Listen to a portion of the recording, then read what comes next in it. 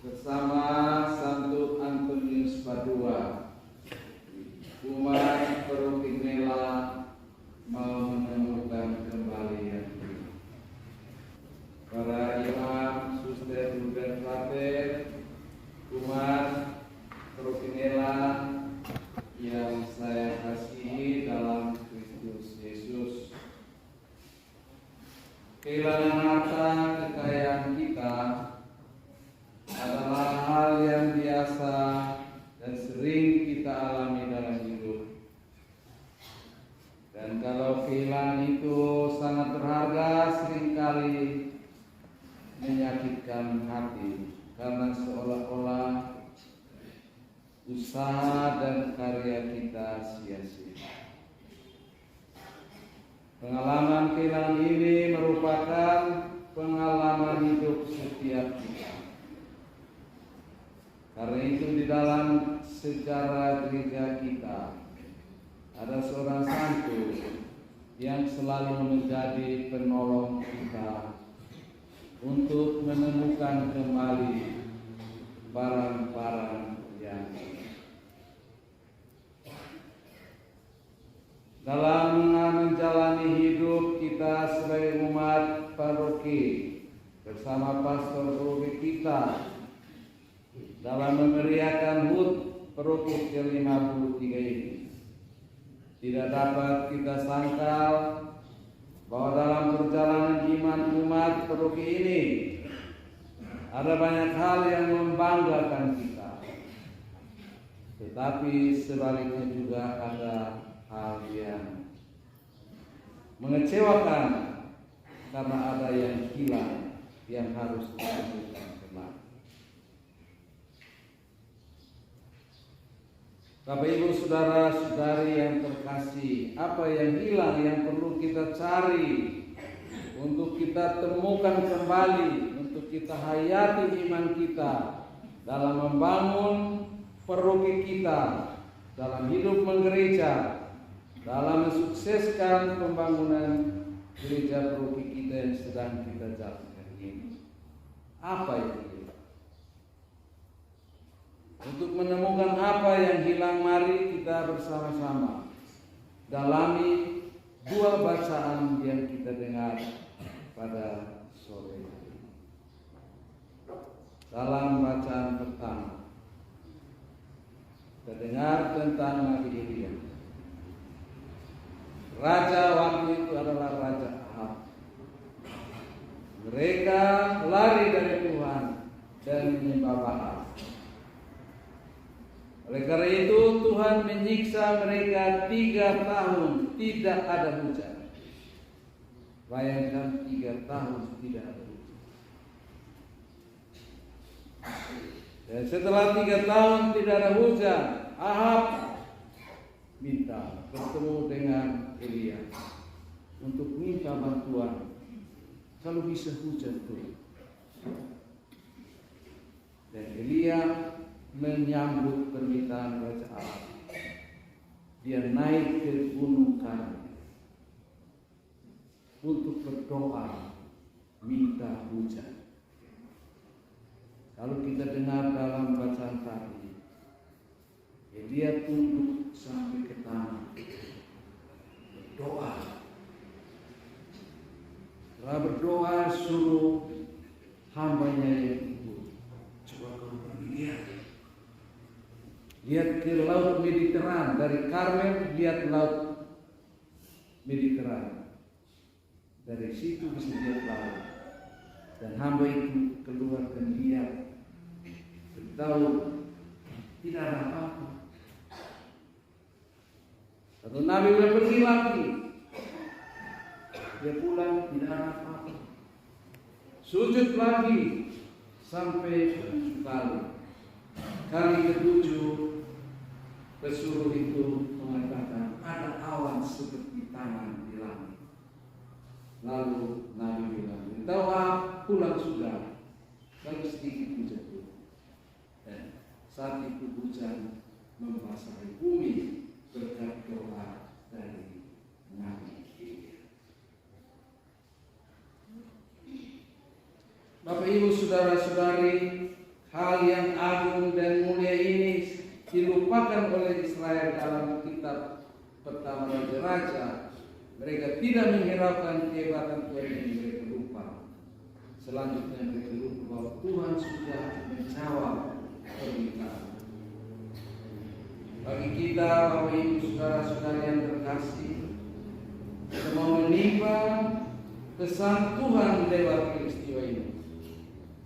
Bahwa dari hal-hal yang kecil, Tuhan mendatangkan hal-hal yang besar di dalam kehidupan. Dari awal yang seperti tangan, hujan datang setelah 3 tahun membasahi seluruh Israel. Hal-hal kecil jangan diremehkan. Ketukan pintu kita oleh seseorang yang datang mengetuk, meminta bantuan kita, jangan dianggap remeh. Hal kecil itu akan datang kepada kita bagaikan hujan rahmat. Mungkin pengalaman kita yang pahit yang kita alami dalam hidup, kita terima dengan segenap hati. Jangan menganggap remeh, karena pengalaman itu akan menjadi berkat berlimpah.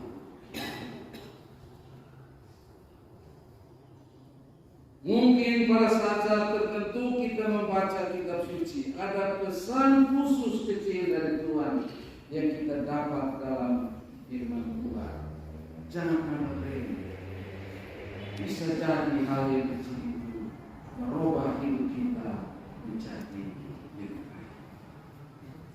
Itulah pesan yang kita dapat dari bacaan pertama, bagaimana Tuhan hadir di tengah kita, mau menolong kita dari hal-hal yang kecil, tetapi harus ada ketekunan dalam hidup kita, seperti Nabi Elia.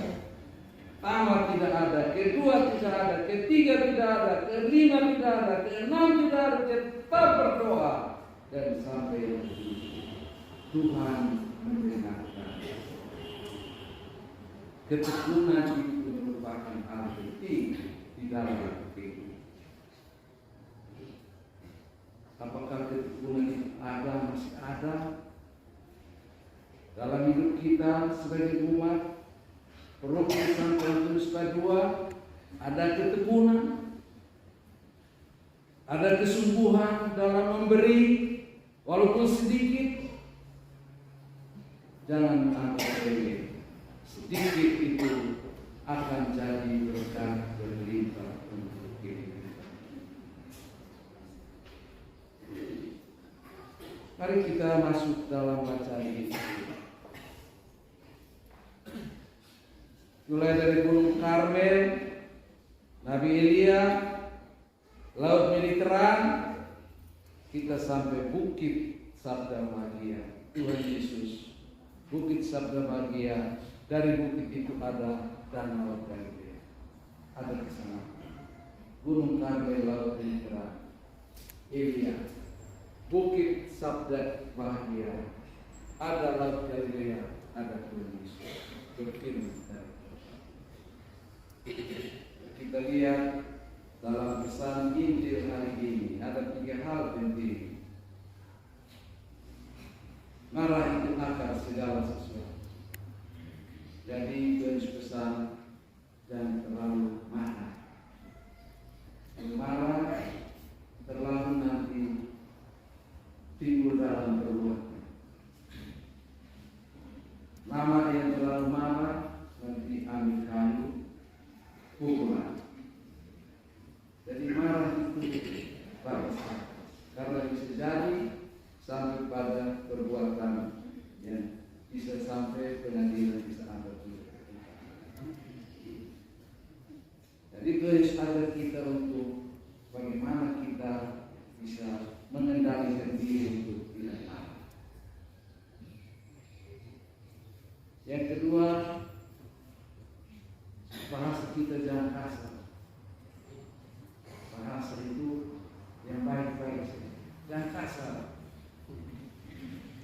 Coba kita di rumah-rumah kita pikir kembali, kita bahasa di rumah kalau ini kasar tadi. Kasar itu yang tahu. Terus ada yang kasar. Bahasa itu harus bahasa yang menyegarkan, bukan kasar. Jadi kalau bahasa kasar itu namanya kekerasan. Bukan kekerasan fisik tapi kekerasan psikis. Jadi kita keras dengan suara, orang tertekan di hati karena bahasanya terlalu keras, menggigit hati sehingga hati itu sakitnya di sini.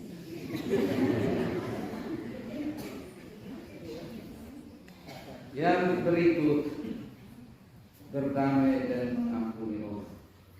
Itu penting sekali. Berdamai, ampuni orang. Keluarga-keluarga kita ada ampun ke kita, sendiri pikir ini bahasa dari Yesus. Oleh karena itu, kasih, sabar dan ampun bisa membawa kita sampai ke Gunung Kalvari. Dan di sana kita menyaksikan Yesus yang mati salib. Dan disitulah tirai itu dicabut dari Tuhan yang menutup kita, hubungan dengan Allah dicabut. Dan kita bisa menyatu dengan Bapa kita yang ada di surga. Itulah pesan Injil untuk kita pada pesta Paroki kita pada hari ini. Saudara-saudara yang terkasih, dalam merayakan HUT Paroki ke-53 ini, mari kita bersama-sama sebagai umat melihat kembali hidup kita sebagai umat paroki dalam membangun paroki kita dalam hal iman dan membangun gedung kita yang sedang kita jalankan. Bertanyalah sendiri apa yang hilang di dalam hidup kita sebagai umat. Apa ini? Masih ia berdoa tekun seperti Elia? Atau doa minta tapi cepat putus asa? Tuhan baru mau kasih, sudah berhenti berdoa. Jadi tidak lakukan. Karena tidak tekun. Apakah ada ketekunan? Atau sudah hilang dari hidup? Karena sekarang orang tekun sudah kurang tekun. Karena apa? Semua sudah tersedia. Ada uang, makanan ada di mana-mana. Jadi tidak perlu patah kayu, tiup api, tidak perlu ini, semua listrik, trek, makan. Tidak tekun. Belajar untuk tekun di dalam kehidupan kita. Ketekunan itu penting. Dan buah dari ketekunan itu, jangan Anda ragu, Anda akan mendapatkan hujan lebat yang membasahi seluruh bumi. Artinya apa? Berkat Tuhan. Kita masih bersyukur di paroki kita ada Legio Maria rajin berdoa. Itu tidak bisa kita ragukan. Suatu kelompok di dalam paroki-paroki yang meyakinkan kita, mereka tetap akrab dan tekun dalam doa pada Ibu Maria. Kita yang lain tidak perlu diragukan bahwa di rumah-rumah masih ada doa, bahwa di dalam hidup kita bersama masih ada doa. Dan kalau sudah hilang, mintalah pada Antonius kedua, Anton, tolong dulu, kami punya ketekunan sudah hilang. Tolong kasih kembali ketekunan itu di dalam hidup kami sebagai orang. Mulailah dengan hal-hal sederhana. Jangan pikir yang besar-besar. Mulai dari awan yang bagaikan telapak tangan. Artinya apa? Dalam membangun gereja kita yang megah ini. Tetapi kemegahan ini hanya mungkin terjadi kita sedikit demi sedikit memberi tanpa henti. Jangan tunggu kaya dulu, karena kita semua ini tidak bisa kaya. Artinya bisa kaya tapi sedang dalam proses mencari kaya. Kalau tubuh kaya, kita tidak akan kasih uang untuk selesai gereja. Apa yang ada kita beri sedikit demi sedikit, dan hasilnya adalah hujan berlimpah yang berlimpah. Kita dapat kulit yang bagus. Yakin bahwa tiap keluarga memberi walaupun sedikit, memberi tekun memberi, dan buahnya akan seperti itu. Hujan berlimpah membasahi bumi. Apakah ketekunan ini masih ada? Apakah ada kerelaan memberi? Ataukah kita hanya ngomong saja, tapi waktu buat ketua KUB kau datang lagi, apa saya mau tagih pajak kan kau? Itu kedua karena apa kita tidak mau? Kita begini, jangan bilang tidak ada, sedikit ada, jangan bilang tidak ada uang. Kalau uang di dalam ada suara, weh kami ada di sini, ada kerelaan untuk beri dan hasilnya. Tadi pada pesta ini kita bertanya, apakah kerelaan itu sudah hilang?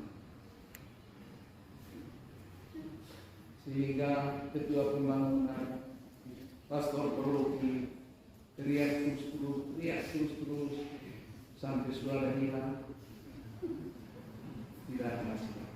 Berarti apa? Kehilangan kerelaan untuk beri.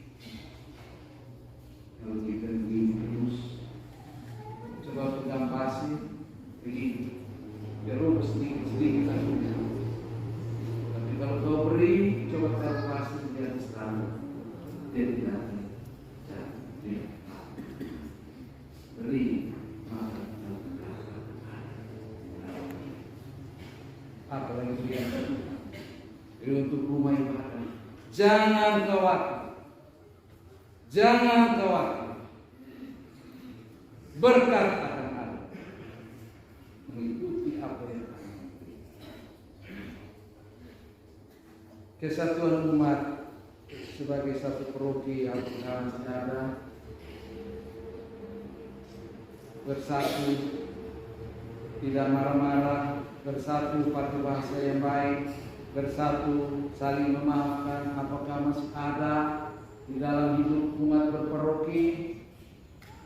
Sendiri bertanya, kalau sudah hilang, Santo Antonius beri kami damai, Santo Antonius beri kami kesabaran untuk tidak marah-marah, Santo Antonius beri kami supaya kami punya mulut ini jangan ngomong terlalu kotor dan kasar-kasar yang menyakiti. Beri kami Santo Antonius. Itulah Bapak Ibu saudara-saudari, sabda Tuhan mengantar kita untuk merenungkan sejauh mana kita sebagai umat paroki yang berusia 53 tahun masih tetap setia kepada Tuhan. Kalau sudah hilang, mintalah Santo Antonius. Kami temukan kembali harta kekayaan yang sudah hilang, supaya kami terus membangun paroki kami ini menjadi paroki yang lebih baik. Kita doakan semoga umat selalu sehat sejiwa, semakin beriman dalam menyelesaikan gedung gereja dan membangun umat sebagai anak yang setia kepada Tuhan dan mencintai sesama. Tuhan memberkati kita sekalian.